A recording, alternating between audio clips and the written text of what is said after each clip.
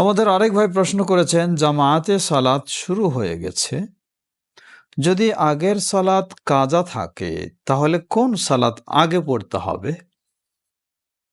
জবাব, নিয়ম হলো সালাতের ধারাবাহিকতা ঠিক রাখা। সুতরাং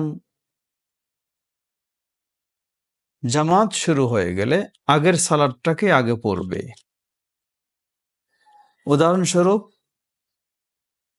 আসরের জামাত শুরু হয়ে যাচ্ছে, আপনি এখনো জোহর পড়তে পারেননি, তাহলে জোহর পড়বেন না আসর পড়বেন? জবাব, আপনি এই জামাতে যোগদান করবেন, কিন্তু জোহরের নিয়তে আপনি যোগদান করবেন। জামাতে যারা রয়েছে তারা আসর পড়তেছেন, কিন্তু আপনি পড়ছেন জোহর। একই সাথে উঠা বসা সবকিছু করবেন, কিন্তু নিয়তের ভিন্নতা। সালাত শেষ, তারা আসর শেষ করলেন, আপনি জোহর শেষ করলেন। এরপর দাঁড়িয়ে আবার আপনি আসরের নিয়তে আসরের সালাত আদায় করবেন। তো এই ধরনের সুযোগ যদি হয়, তাহলে আপনি আগেরটাকে আগে পড়বেন, সুযোগ হলে সেভাবেই জামাতেও অংশগ্রহণ আপনি করবেন। কেউ হয়তো বলবেন যে ইমাম পড়ছে আসর আর আমি পড়ব জোহর, এই নিয়ত করব, এটা কেমন?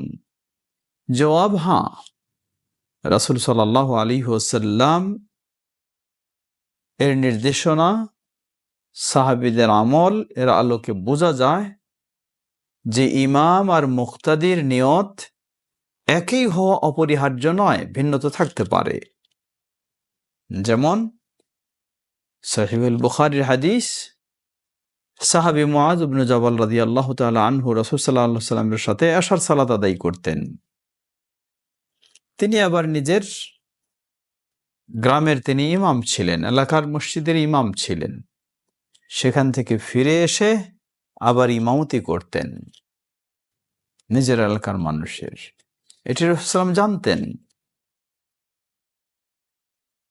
আর এখানে বোঝা গেল যে ইমাম তিনি পড়তেছেন নফল, ফরজ তো আদায় হয়ে গেছে। মুক্তাদি তারা পড়তেছেন ফরজ। সুতরাং ইমাম এবং মুক্তাদির নিয়তের ভিন্নতা প্রমাণিত হয়। সেই ক্ষেত্রে